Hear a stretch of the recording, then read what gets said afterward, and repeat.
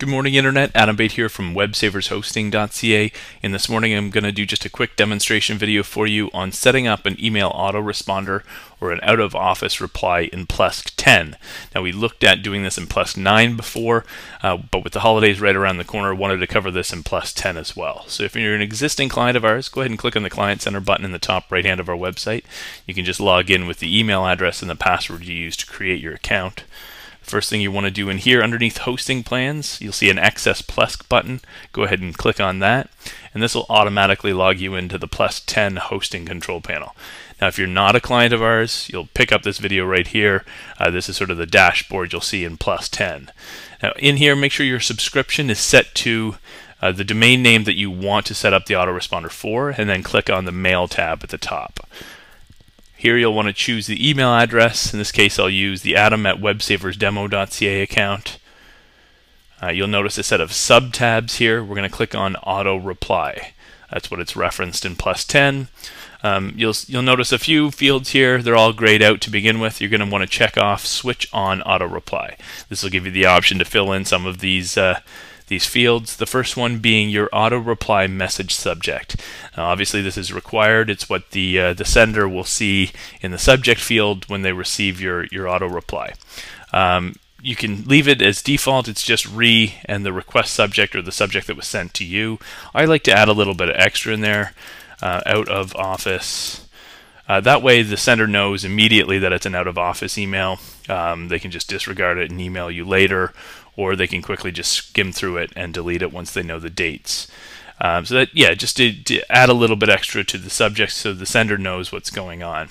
You can leave the message format plain text. That's fine. If you want to get creative with HTML, you can. But for the sake of this video, we'll leave that as plain text. UTF-8 is fine for the encoding. And the only other thing you really need to worry about is the auto reply message text. Now, I've written a quick little note here that we can paste in.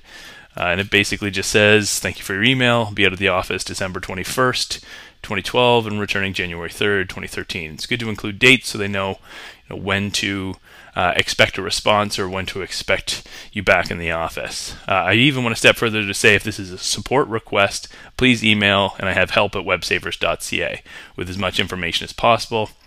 And if the email is important, please resend it after January 3rd. I just say that so that I don't have to spend a couple of days when I get back skimming through every email, figuring out what's important and what's not. I can just expect the important ones to be resent.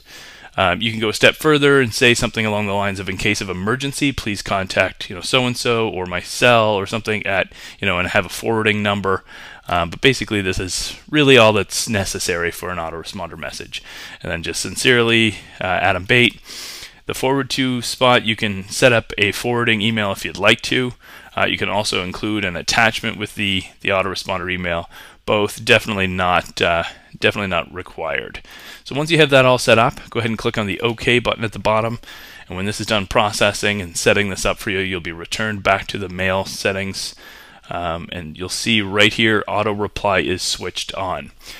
So that's all there is to it. Your autoresponder is switched on. You'll just need to make sure that on the date you return to your office, you go ahead and go back in here and disable that. We'll do a follow-up video for that. It's pretty easy, but just to make sure make sure that that's properly off so you're not still sending people that autoresponder into the new year. If you have any questions about an autoresponder or anything else, you can always open a support ticket with us at websavershosting.ca, or we can always be found on Twitter at websavers. Hope this guys hope this helps, and happy holidays, and we'll talk to you soon.